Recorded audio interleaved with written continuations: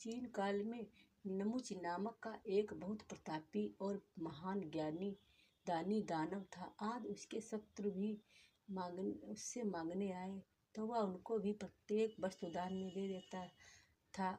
उसने 10,000 वर्ष तक धुएं के ऊपर उल्टा लटक कर तपस्या की थी।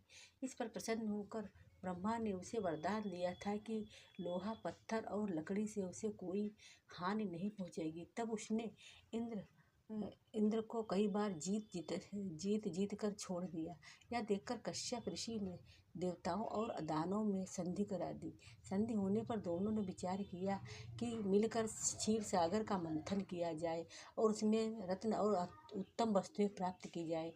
मंदर पर्वत से समुद्र का मंथन किया गया और उसमें से बहुत सी बहुमूल्य वस्तुएं प्राप्त हुई।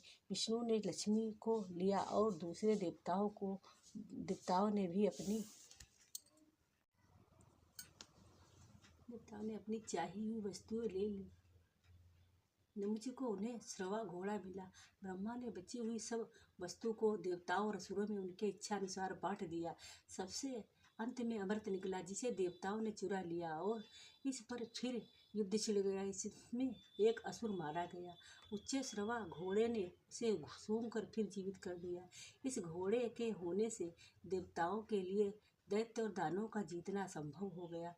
इंद्र को निराश देखकर देवताओं के गुरु बृहस्पति ने उन्हें सलाह दी कि वह जाकर नपुंसक से यह घोड़ा मांगे। शत्रु होने पर भी वह देने से अविष्कार नहीं करेगा और वह अपनी दानवीरता की कीर्ति को नष्ट नहीं करेगा जिसे उसने अपने जन्म में ही बनाए रखा।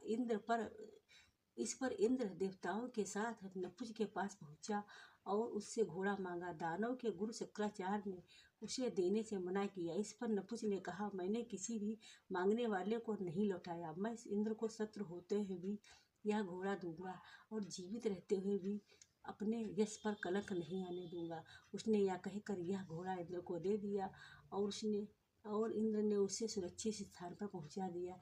तब उसने गंगा के झागों में अपना वज्र रखकर उससे नपुंसक को मार डाला, क्योंकि वह वरदान के कारण लोहे और पत्थर आदि के हथियार से नहीं मारा जा सकता था।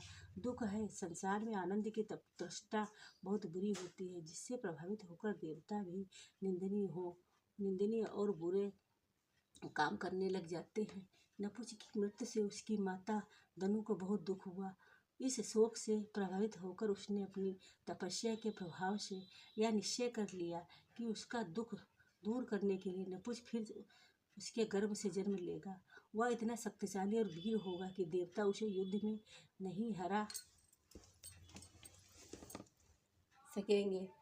तब नपुंसक ने फिर अपनी माता के गर्भ से जन्म लिया और सर्वशक्ति संपन्न होने के कारण उसका इस जन्म में प्रबल नाम हुआ।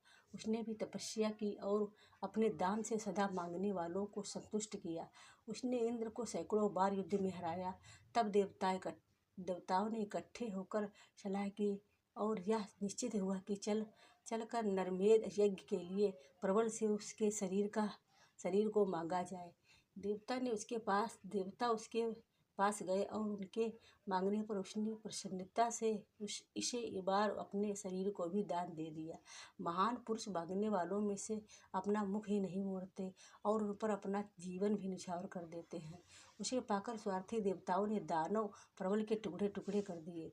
तब प्रबल ने फिर उस प्रभाव से शरीर में जन्म लिया। उसके दिए हुए महान दान और तपस्या के प्रभाव से वह पहले से भी बहुत अधिक शक्तिशाली हुआ। उसने अपने प्रिय मित्र सुप्रभा की सहायता के लिए देवताओं से बहुत सी भयंकर लड़ाई लड़ी। इसे देवताओं को बुरी तरह से हराया। उन्होंने विष्णु से सहायता मांगी, किंतु प्रभास के पास शिव का दान दिया हुआ अस्त्र होने से विष्णु अपने सुदर्शन चक्र से भी उसका कुछ नहीं बिगाड़ सके। ब्रह्मा भी असफल रहे। अंत में शिवजी ने अपने निर्णय देकर उनसे संधि कराई और देवता तथा दानवों की एक सम्मिलित सभा हुई। उसमें दोगुने अपनी सखी सिद्धिदारा यह कहलाया, हे देवताओं और राक्षसों, दनु का यह संदेश, क्या तुम पहले से कभी इतना आनंद हुआ था जितना आज आपकी मित्रता से हो रहा है। अब तुम्हें एक ऐसे दूसरे युद्ध नहीं करने चाहिए, क्योंकि इसमें जो दुख उत्पन्न होता है वह इसे और भी भयंकर बना देता है। हिरण्याक्ष और दूसरे असुर को भी, असुर जो स्वर्ण पर अधिकार करना चाहते थे, अब संसार में नहीं है। इंद्र भी ही अब सबसे बड़ा है, इसीलिए शत्रुता का अब कोई कारण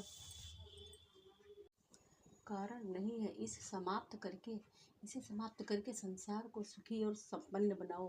बृहस्पति देव ने इंद्र की ओर देखते हुए उत्तर दिया, देवता असुर के विरुद्ध कोई षड्यंत्र नहीं करना चाहते। जब तक असुर उनके विरुद्ध शत्रु स्वभाव न दिखाए, वे उनके साथ मित्रता से रहना चाहते हैं।